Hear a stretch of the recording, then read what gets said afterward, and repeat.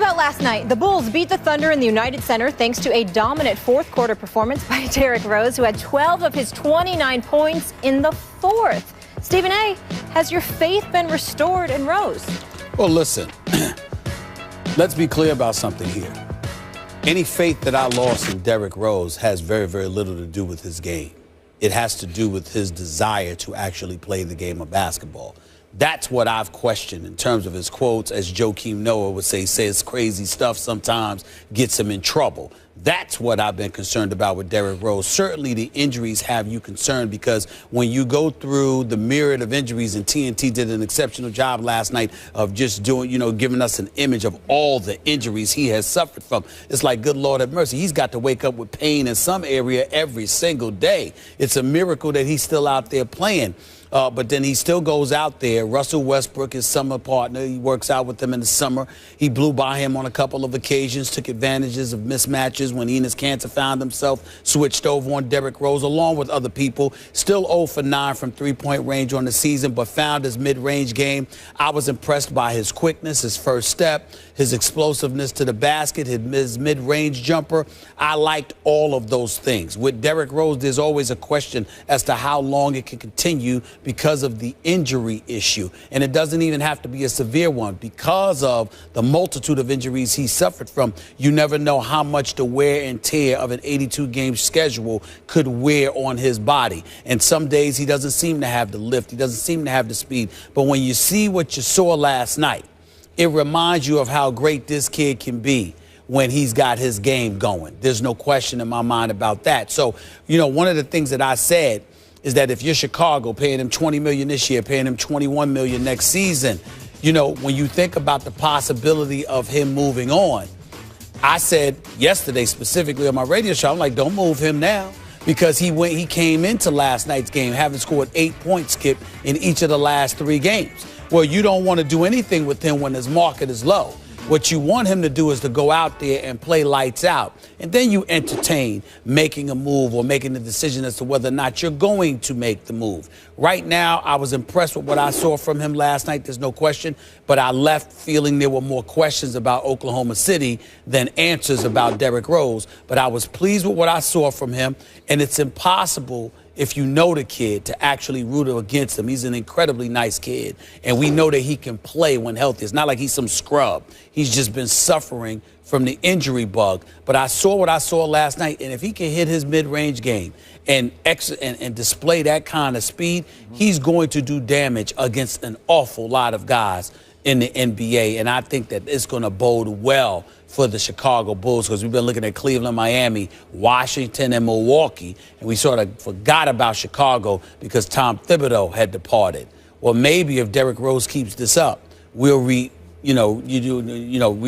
the conversation, and it'll include Chicago. Gut feeling, will he keep this up to this level?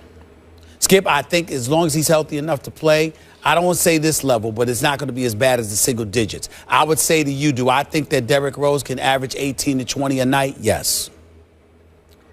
Not 29.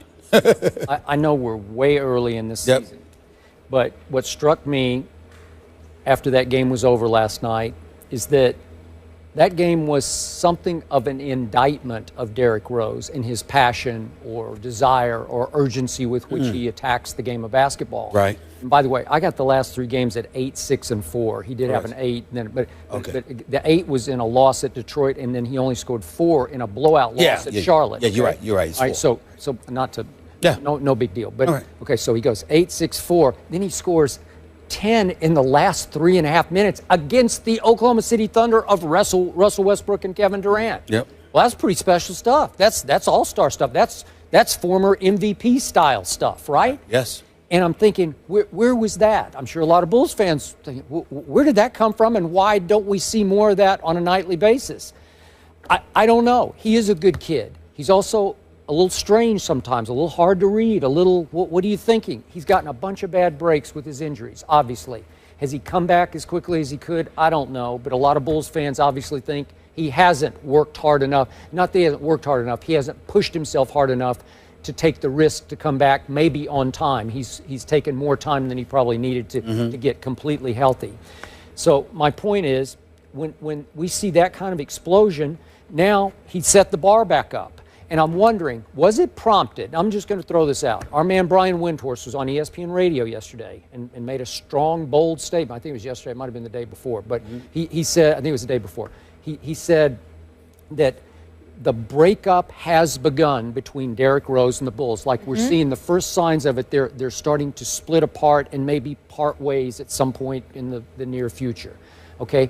Do you think that got back to Derrick and it hit him? He said, I'm going to watch this. I'm going to give Derrick Rose the benefit of the doubt. That eye injury was legit. Yeah. Look at him, and you can tell how legit I it agree. was. Yeah. When he sits there and says, I'm still seeing double, and you look at his eye, one socket higher than the other, I mean, it's believable, okay? So you take that into account, and you talk about how you just had to sit on the couch for a couple of weeks. You weren't allowed to do anything and just finding your rhythm, That's and fair. raising your blood pressure up. All of those things are fair and they're legitimate on his part. So because of that, I can't sit up there and just say, well, he just seemed to work harder in this game than he did in others. He may have been going through things in others that he didn't go through last night. But in the end, Brian Windhorst is absolutely correct.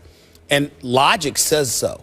Because if you're the Chicago Bulls moving forward, how can you plan a future with Derrick Rose, considering not only the plethora of injuries he has suffered from and how much he's been debilitated despite his youth, but on top of it all, how so concerned he appears to be about it that he speaks about life beyond basketball seemingly at every turn. If you're the Chicago Bulls, that's not somebody that you can enjoy paying $20+ million to per year. So I think that everybody knows what Brian Windhorst was saying, and I think Brian Windhorst was absolutely right to say so.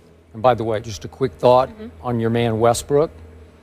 I know they were back-to-back, the Thunder, but he's now 1 for 12 in his last 2 fourth quarters. Just for the record, he only took 4 shots last night and missed all of them, but he made sure his man Kevin Durant took 8 shots and made 4 of them.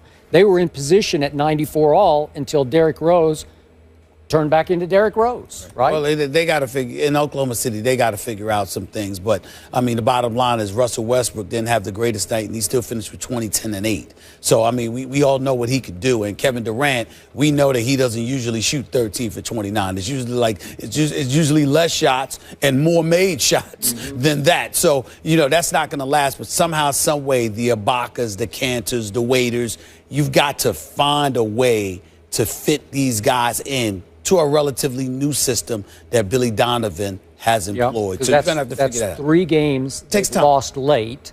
And the one at Orlando, which I watched, they should have lost it late. And I told you, Russell banked in like a 40-foot three-pointer straight on at the buzzer to send it into overtime. Takes time. Takes time. It was good to see D. Rose back to his old self. Can Andrew Luck bounce back? He replaced Peyton Manning as the Colts quarterback 4 seasons ago. Now Luck leads the league with 12 interceptions. Manning is tied for second with 11. When we return, we'll